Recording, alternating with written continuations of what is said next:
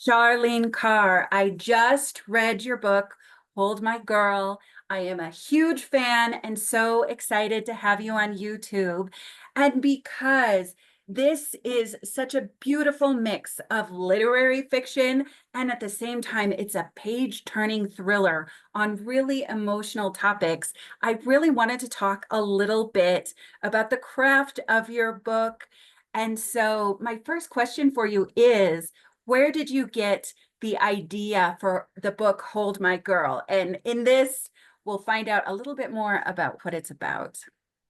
Okay, so Hold My Girl is a story of two women who go through IVF, and then, a little over a year and a half later, they learn that their eggs have been switched, and one woman has been raising a child who's not biologically hers, and the other is grieving the loss of a child who she learns wasn't biologically hers.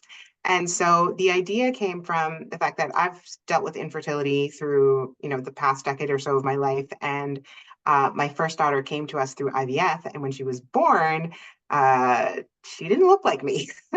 She looked just like my husband. Everyone thought she was the spitting image of him. This is YouTube, so you can see I'm a Black woman, and my daughter emerged just, entirely looking like a white child. And so for the first 6 to 8 months of her life, I was genuinely concerned that there may have been a switch at the fertility clinic and she might not biologically be my child. And so that is where the premise came. And let me just say, I have no concerns at all. Like, her features really started shifting, and I'm sure she's my child. And our second child, who didn't come to us via IVF, they're like spitting image of each other. But yeah, that is where this idea came from I mean, and I think the big question for me was the other woman in this scenario. If my child had not been my biological child, and what would she be going through, and what would I owe to her? That's so interesting. And I think this is one of the reasons I loved the book. My 9-year-old son came through IVF also, and it's such an emotional process. I know so many people who are going through it. And that's the other thing for those of us who are interested in craft, the psychology of both the main character, let's call her the protagonist, although both are protagonists of this novel, the woman, the Black woman, and then the woman who's the white woman who's the biological mother. They are both just, their psychology is so fascinating. And I'd love to know anything about what you did in order to prepare and develop these characters. So, Catherine, who I would call the birth mom, and she's the Black mother, in a little way, that scenario was more based off of my experience in the sense of giving birth to a child and then being fearful that she wouldn't be yours, or how, you would deal with that. And then Tess, who would be the biological mother. So a lot of, as I'm trying to wrestle between the question, and the book really deals with like what makes a mother, Yes. and what is deserving or is not deserving of motherhood. And so for her side of it, I was questioning. I wanted to create a character that you would feel for, and also try to think, well, does she deserve to be this child's mother, even though she didn't birth her, even though she hasn't been raising her? And so the psychology of the two of them, really, a lot of it came down to creating contrast between the characters, contrast between the way they view the world, the way they operate within the world, just kind of their general views, but then having that singularity in the case that they are both mothers and they both have this extreme love for the one surviving child. And that came through so beautifully. Both psychologies, it's almost as if the complexities showed both their strengths and their weaknesses. And then this is the other thing which I makes you turn pages in general, is there are times when you could completely see the adoptive mother side of the debate. And there are other times where you could completely see the biological mother side of the debate, which is something fiction does in a way that all of the essays and political conversations we have around these subjects doesn't do, because you are in the complex minds of both characters in this book. And there's never a good guy or a bad guy. You can understand both completely, which is something that really it made the novel for me.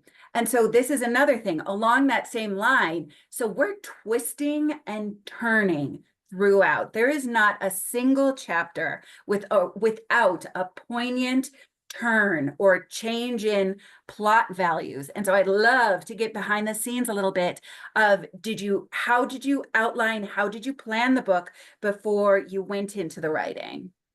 So I do outline extensively. Like my outlines probably work out to maybe 40 to 50 handwritten pages. And then Wow. and then I put that all into Scrivener. And so the way that that works, you can kind of see the scenes and you can move things around as needed. And so I also follow, I think K.M. Wieland or K.W. Wieland's kind Yes, of, she's great. yeah. So her kind of points for structuring a novel to make sure that each character, has that hook, that inciting event, the key event, first plot point, second plot point, the reaction, all of those things. And so with each character having that, as you're lining it out or planning it out, they kind of line up. And I think that's a lot of what creates that back and forth and that, constant um, momentum and movement in the story. And then also, I think I didn't have an answer. I mean, I knew how the story was going to end, but I didn't have an answer as far as the deserving aspect. Like, is one person more deserving in general in this scenario? And so, because of that, I was able to really dig deep into each perspective as I was writing it and show just the whole view of what it would be like for this woman, this person. And by contrasting that back and forth throughout the book, I think that's where you get, all these turning points and all these movements and this idea that sometimes you love them and sometimes you hate them, and not being afraid to put their flaws in, because that's what makes a person a character feel real, because we're all so flawed, even though a We're lot of us try to hide all, it. yeah, and that's the other thing is there are aspects of each that make them a wonderful, just amazing mother. And then there are aspects of each that are going to be a problem. And that's what we all are as mothers. Also, we didn't sign up for this to be pre-made perfect. And so that was both the complexity of the characters and then how it went into the turning points, especially the reveals. And for those of you who are going to pick up the book and read it, notice also how there's suspense around a certain aspect of of a character's life, something terrible that happened. The suspense is set up early on, and then the reveal of that doesn't come to the midpoint. So as writers, it's great to note those things. As readers, how if you want to create some real suspense, give us just a piece of the puzzle in the beginning and then hold us off on the reveal, and you've got us for the first half of the book. We're not putting it down until we find out the answer. So congratulations on a beautifully written novel. Very, very thrilling and emotional, and the characterization is very complex. So I would love to know, what were some of the biggest challenges that came up in writing a flawless book? Well, I don't know if anything's flawless. There's certainly some things I would change. Yeah, Thank you, totally. though. But I mean, there was a lot of revision. I did my own revision initially, and then once I got my agent, we spent 6 months working on the book. Um, I originally had a whole other subplot that has not made it into, the copy that sits on the shelf. And so I cut about 60,000 words and then I Oh, added a new 30,000. And a lot of that was evening out the characters. So initially, Catherine, the birth mom, had about 70% of the word count and Tess had about 30%. And so I stripped away that whole subplot with Catherine and then built up Tessa's character. And it was actually really easy to do the building up because it was all already in my mind. It was all there. It just wasn't on the page. And so by doing that, we get that even, back and forth, which allows the shifting of sympathies between the characters. So that was a struggle cutting away. Building up was easy, but cutting those words away and that subplot. And I think I knew it needed to go before I queried. One, because it made the book too long for today's market in that genre. And two, just because although it was some of the best writing I've ever done, it wasn't needed for this particular story, for this story that I wanted to tell that was really about motherhood. It kind of made it more a story about Catherine's journey, which was not the story I actually set out to tell.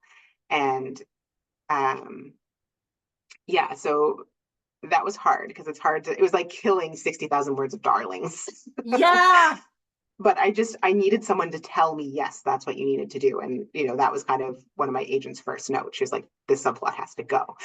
And there, um, yeah, and there I are knew she was right as soon as she said it.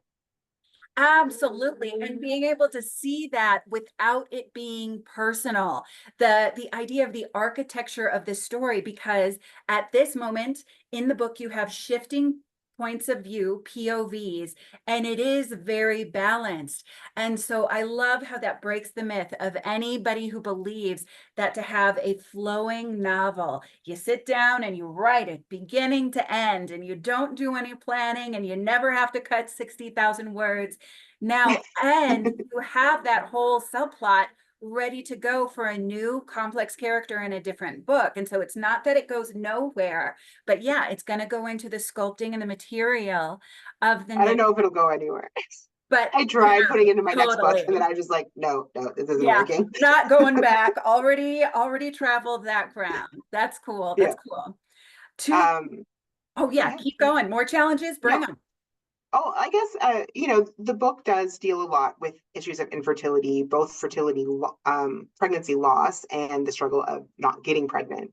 And a big part of why I told the story, is that I wanted to put that into the world, because I don't think there are enough stories out there that deal with how complex and just challenging this is for so many women.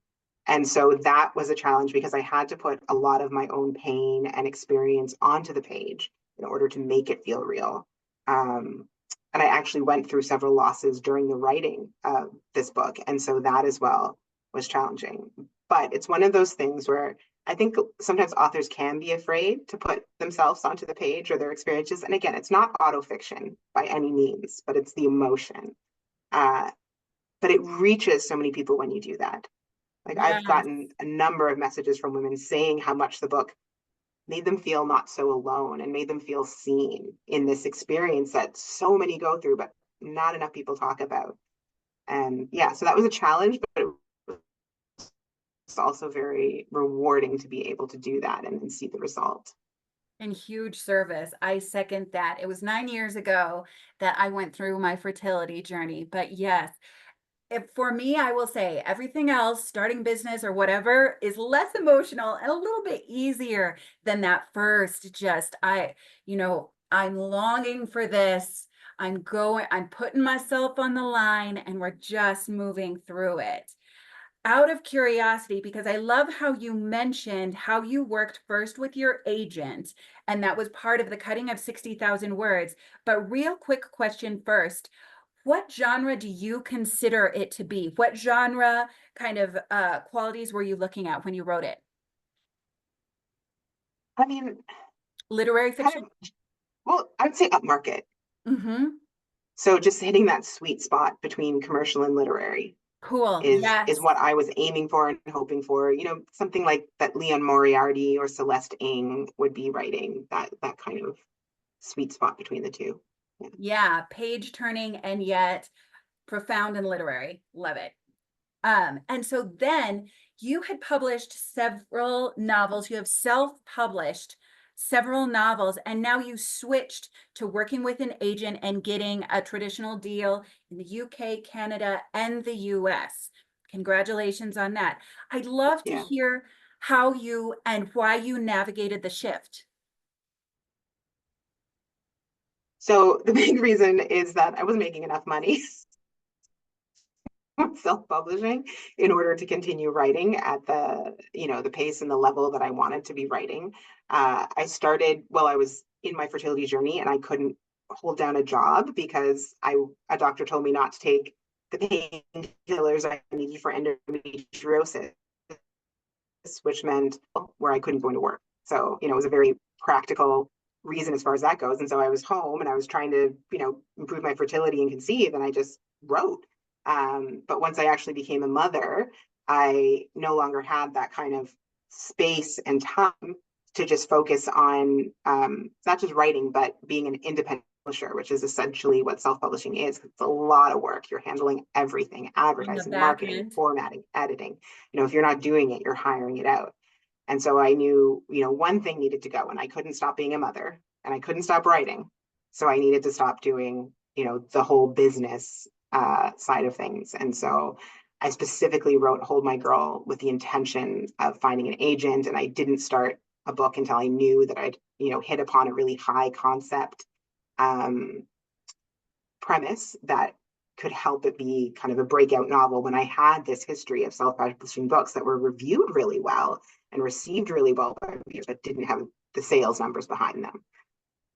Yeah, and that's the high concept. High concept is just looking at the market and what's selling and what will really serve people as a book and what will attract traditional publishers, and understanding it and then just targeting it and hitting it, which you did beautifully. And so I'd love to know, with working in traditional now, how's it feeling? How's it working?